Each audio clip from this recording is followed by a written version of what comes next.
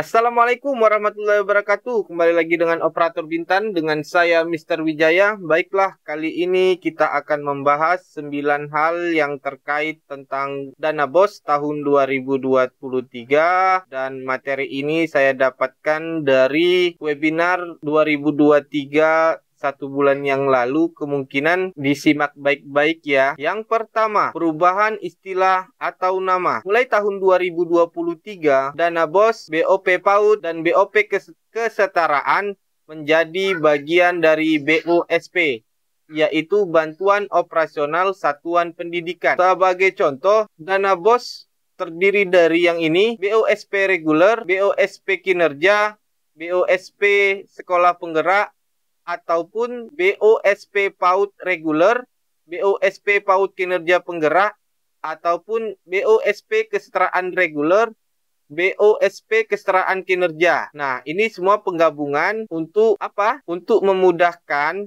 atau menyederhanakan penggunaan nama. Yang kedua, besar bantuan anggaran. Besar bantuan anggaran pada tahun 2023 didapat dari cut-off serta didik 31 Agustus tahun 2022, yang mana adalah jumlah peserta didik atau jumlah siswa dikalikan biaya per siswa per tahun. Besarannya itu setiap daerah itu beda-beda tergantung yang namanya IKK, Indeks Kemahalan Konstruksi. Oke, nah perhitungan itu untuk 1 tahun. Yang ketiga, tahap penyaluran. Pada tahun 2022, yaitu tahap penyaluran dibagi 3 tahap. Yang pertama itu adalah 30%, tahap kedua 40%, tahap ketiga 30%. Pada tahun 2023 itu berubah menjadi tahap 1 50% dan tahap 2 50%,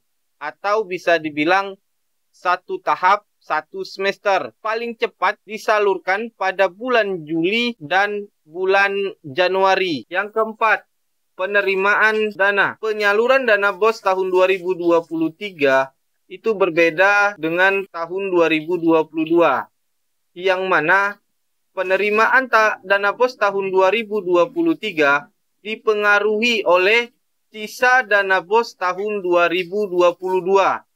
Berapapun sisanya itu dapat mempengaruhi penerimaan dana BOS tahun 2023. Sebagai contoh, anggaran tahap 1 tahun 2023 misalnya itu adalah 100 juta, sisa atau silpa anggaran tahun 2022 10 juta, maka anggaran tahun 2023 pada tahap 1 akan diterima 90 juta. Yang kelima, syarat penyaluran. Ada 2 syarat penyaluran, yaitu pertama, laporan keseluruhan tahun 2022 menjadi syarat penyaluran tahap 1 tahun 2023. Jika kita tidak menyiapkan laporan tahun 2022, maka penyaluran tahap 1 akan terhambat. Jelas ya sampai di sini ya. Nah, untuk yang kedua, laporan tahap 1 menjadi syarat penyaluran tahap 2 tahun 2023 dan minimal telah merealisasikan paling sedikit 50% dari dana yang diterima pada tahap 1. Contoh, anggaran tahap 1 di Arkas 50 juta. Realisasi tahap 1 minimal 25 juta untuk mendapatkan dana BOS tahap kedua, dan tidak boleh melebihi tanggal 31 Juli 2023. Yang keenam, penggunaan aplikasi yang diakui, yaitu adalah aplikasi Arkas nomor 1 dan satu-satunya dari Kemendikbud. Nomor 7, batas akhir pelaporan. Batas akhir pelaporan tahap 1, 31 Juli tahun 2022. Tahap 2, 31 Januari 2024. Nomor 8, skema pemotongan. Mulai tahun 2023, Skema pemotongan penyaluran akan diberlakukan bagi satuan pendidikan yang terlambat menyampaikan pelaporan tahap 1 pada aplikasi Arkas. Contoh, pada bulan Januari kita sudah terima dana BOS tahap 1. Untuk penerimaan dana BOS tahap 2, jika laporan tidak diselesaikan pada bulan Juli atau kita selesainya sampai bulan Agustus, maka dipotong 2%. Kalau kita selesai sampai bulan September, maka dipotong 3%. Dan terakhir, pada bulan Oktober kita juga tidak melaporkan tahap satunya, maka dipotong 4%. Bagaimana kalau kita tidak melaporkan keseluruhan sampai bulan Desember? Otomatis kita tidak akan menerima dana BOS untuk tahap 2. Jelas ya sampai di sini ya? Nah, ini juga sama.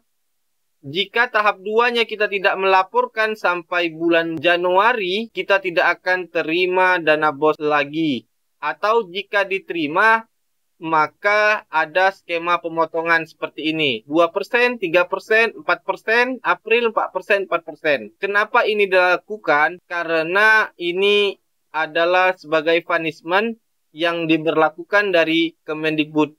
Sebenarnya Kemendikbud juga tidak ingin melakukan pemotongan-pemotongan ini. Kenapa hal ini dilakukan? Agar laporan realisasi pada aplikasi Arkas tepat waktu dan tepat guna. Ke-9, bendahara BOS, BOSP. Pak, apakah bendahara BOS pada sekolah negeri dapat dijabat oleh P3K? Jawaban kami dapat, Pak. Artinya ASN bisa itu ya, Pak, adalah ya? PNS dan P3K.